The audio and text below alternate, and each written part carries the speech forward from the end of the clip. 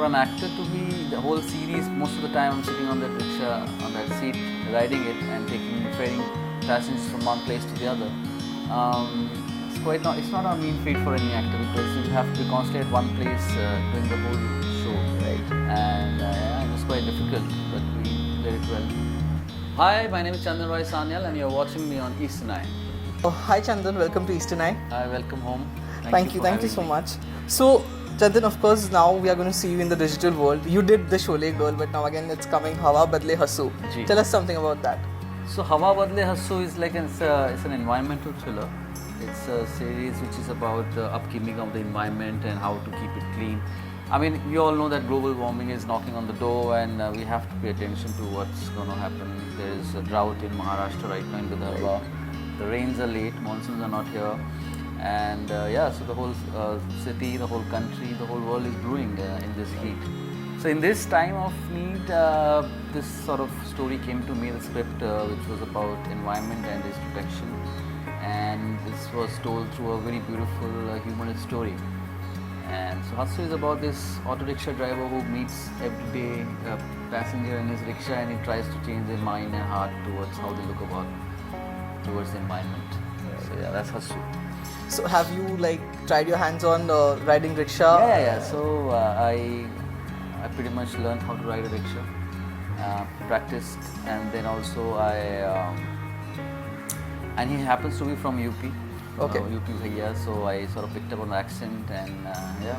Okay. So have you met in real life any kind of auto rickshaw who has that kind of knowledge about environment or any other stuff? Yeah, actually I have met a few rickshawallas who are quite aware of a lot of other issues, be it environment or politics or women's rights.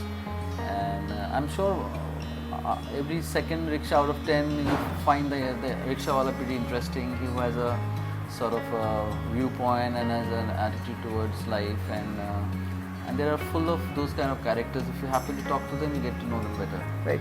So on the big screen you have given some amazing performances. We have seen you in Jazbaa, Kanchi, FALTU. So do you think that as an actor Bollywood has given you your due? So how I would like to say it is it's a journey I'm on right now, and obviously as an actor everybody wants to sort of achieve more and have more and things like that. But I've been sort of patient and because I have to. I mean, like you said, I have given some memorable performances which sort of audience connected with, starting from Kaminate in my last film Manto and Harry Met Sejal and everything. Some things are not in my hand in terms of how the films are received at the box office or by the audience. But what I have done is I've tried to stay true and being just to my craft and career. So that's all I do, and then rest is up to the God. So you have shared screen space with Shah Rukh Khan and Harry Met Sejal, Saif Ali Khan and Chef, Aishwarya and Jazbaa. So how has been this experience of working with these top stars, and what one thing that you learned from them? I think one thing I learned from them is humility. Their professionalism, how they approach their work, they are movie stars and people have a sort of a kind of an image about them, but it really takes a lot of hard work to be there, to look right, to feel right, to say it right, do it right, and that needs a lot of preparation and mehnat. So once when I was working with the Saif or Mr. Khan or Aishwarya, they were pretty professional and they did the scenes exactly how I wanted it to be.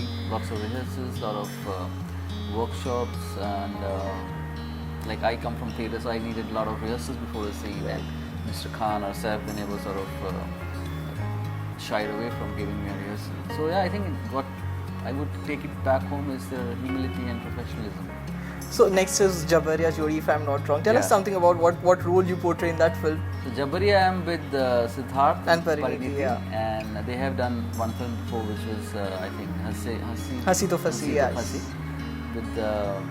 So I think they are coming back again with that pair, and I think a lot of people, when I go online and post about it, so there are a lot of Siddharth Malhotra fans and Pariniti Chopra fans who sort of pay attention to what I say, and then I think a lot of people is excited.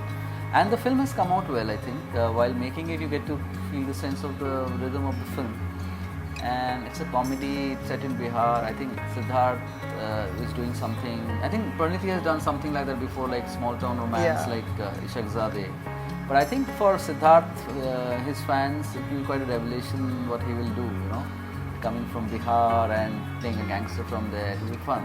So did you teach him something? Because you just said that in Hawa Badle Hassu, you also have you have got the diction and accent from UP Bihar. So did Yeah. you kind of have that thing? Did you teach him something that the accent should be more bright or something like Actually, that? we had a teacher, we had a dialect coach who happens to be from National School of Drama. He's an actor himself, Ajay.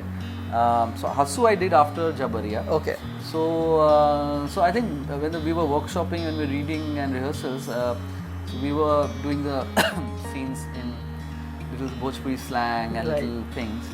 And as the movie progressed, I think he caught up on it, and thereon I think we started just rehearsing and also living the characters off the camera. Right. So I used to call him, "Hey Babu, ka halwa?" To bola, "Hey Babu, ho gaya." ये सब. So I think me and Siddharth we caught up on that Babu culture, and then I think he addresses me as Babu, and I also do that same to him. In fact, I have saved his number on my phone as Babu Malhotra. Lastly, coming back to digital platforms, they are growing up like, it's getting OTT platforms are something that everyone is looking out for nowadays. Do you think it will conquer Indian cinema? I think that debate is all over the world. I'm sorry to cut you off, because nowadays some movies that don't work on box office are doing quite well on the digital platforms. Correct. I think because that debate is on all over the world. In fact, in most of the prestigious film festivals like Cannes and where Netflix is having a tiff with them because they want a film to be released to theaters first before it goes to digital platforms so that they can show it. And so there are certain guidelines. But I believe what at the end is audience is the winner. Whether it's the theater or whether it's on internet or on a laptop or phone, audience have come out more powerful. They have their own choices. They want to watch it at their own pace. They want to watch it at their own time, whatever they want to watch. So that I think liberty has been given to the audience. So I think cinema would never die, but the theaters are dying. And like you said, most of the films which don't do well at the box office are finding a lot of audience on internet. And primarily the reason being because the tickets are really costly. The economics have really gone high for someone who's in a small town, who's really working hard. Like someone who's guarding my society, someone who's a watchman who's watching his cricket on his phone, or his film on his phone, or listening to his music on his phone. Right. For someone like, I think when we were growing up, or even when my parents were young, my father was in college or school. For them, cinema was a culture where they had to go and watch a film for like ek ana, do ana and 5 rupiya. But now, if a family has to go and watch a film in a place in UP, Bihar or wherever, they have to spend a lot of money, and that probably is taking the audience away from the films. And that's why they watch it on the phone, and that's where I think the films are doing much better On the digital in terms of viewership. Yeah.